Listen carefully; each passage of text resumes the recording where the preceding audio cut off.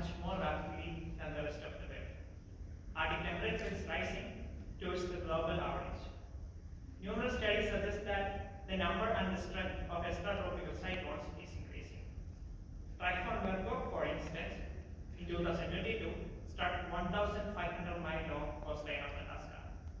Thus, that's roughly equal to the distance between New York and Miami.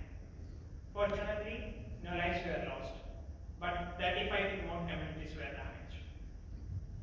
Arctic sea ice extent, on the other hand, is declining since 1979 continuously compared to previous years. Historic and paleoclimatic reconstruction suggests that the summer loss of sea ice is unprecedented in the last 1,000 years. Decline in sea ice extent coupled with the increasing storm activity, for instance, is increasing the coastal erosion rate in Alaska. Despite these threats, this changing climate is bringing new economic dimension to the region. For example, new shipping lanes are opening up. New mining and oil exploration possibilities are discussed.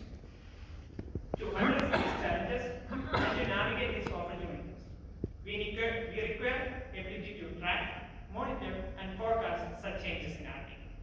And that's what my research intends to do. Now let's see how ocean storms affect microseismic noise in Alaska. This is a spectrogram representation of a seismic station, K13K, which is located in Alaska. And the most prominent feature you see in this spectrogram is the seasonal variability of the microseismic noise. If you look at the 5 to 10 second band, you can clearly see this variation. The microseismic noise, which is in 5 to 10 second band, which is representative of the secondary microseismic band, is more noisier in winter and quieter in summer. Why is this the case? Well, the number of storms and the intensity of storms in Arctic is high in winter. And this pattern is very well seen in the microseismic data.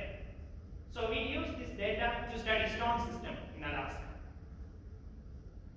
We calculate the mean seismic power in the secondary microseismic band, and then we median filter and interpolate this data. We median filtered it to avoid effects from transient features like earthquakes. We continued this for 154 different seismic stations spread across Alaska and Western Canada.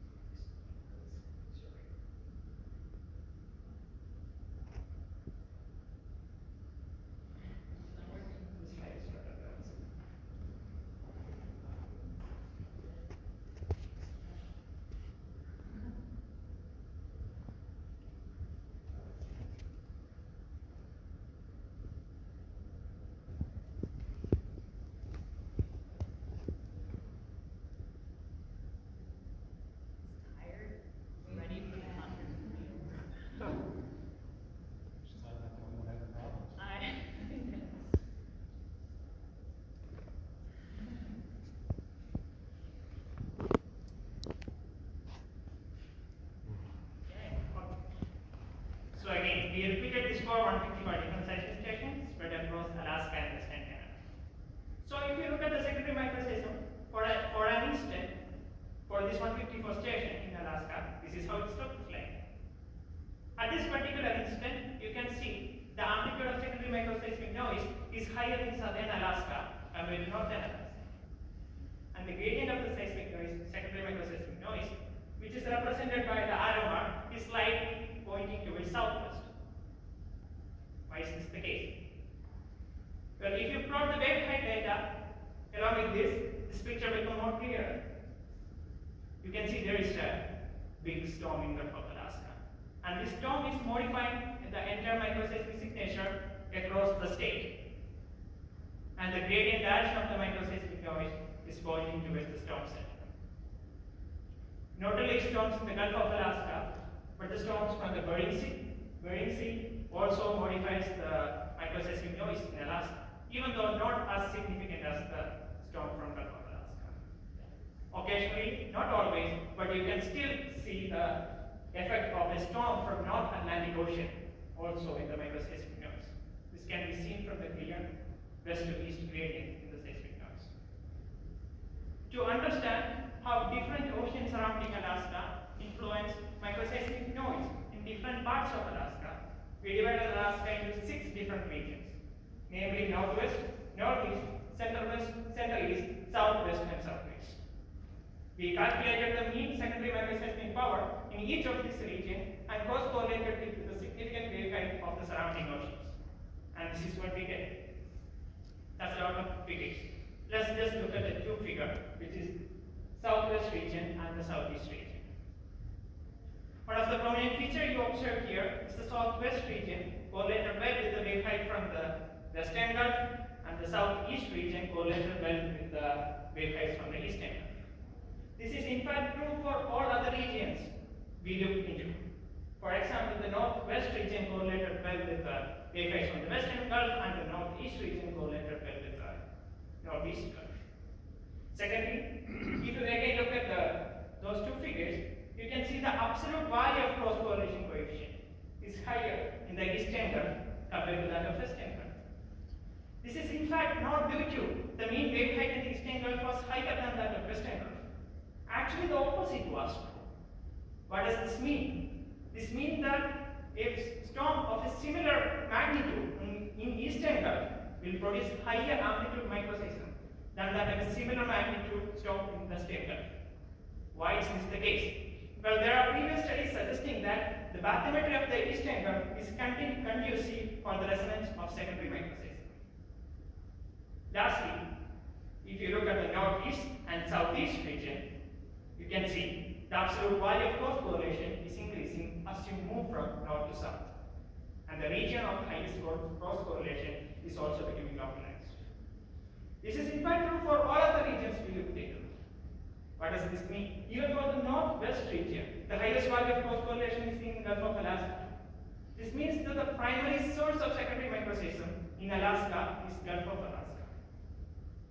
Now let's see how CAs affects microseismic noise in Alaska. Let's look at station 821K, which is located in northern Alaska. We chose this station because ocean surrounding this station will be covered in sea ice in winter.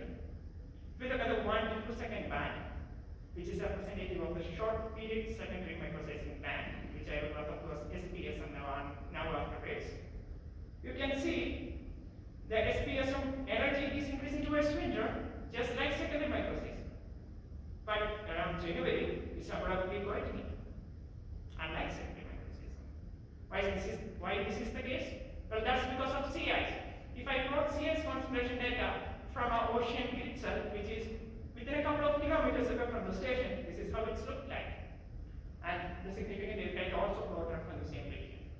As you can see, when the CS concentration is high, the SPS power is low. As the CS concentration decreases, the SPS power increases. There is a clear cross correlation between CS concentration and SPS. To understand the source region of the short period secondary microseismic power, or SPSM, we cross correlated it with the significant wave height from the surrounding ocean, like we did before. And this is what we observe. What does this mean? SPSM power comes from ocean waves within a couple of 100 kilometers away from the station, unlike secondary microseism, which travels thousands of kilometers away from the source region.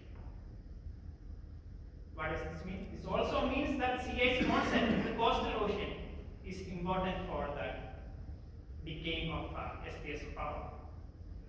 And lastly, if you move from coast to interior, you can see that the influence of CAs will become diminished because the cross-correlation coefficient is reducing as you move from coast to interior. So in conclusion, Gulf of Alaska is the dominant source of secondary microseism in Alaska. Due to resonance, Eastern Gulf is capable of producing higher amplitude microseism than Western Gulf. Ocean waves in coastal ocean are the primary source of short period secondary microseism. CA's onset in coastal ocean coignites SPSM effectively during winter, and this effect of CA's is not clearly observed in the SPSM of interior stations. Thank you.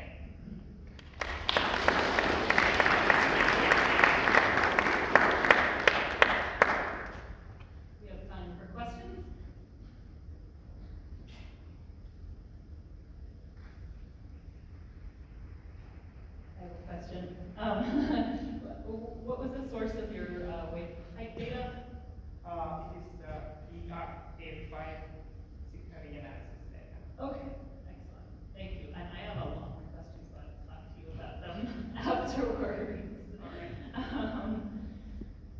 Any other questions? Did you look at the more detailed period dependence of the secondary? Period dependence? Yes, the period dependence of these effects. I mean, within that band, No, there may we be have. some interesting effects also related to bathymetry.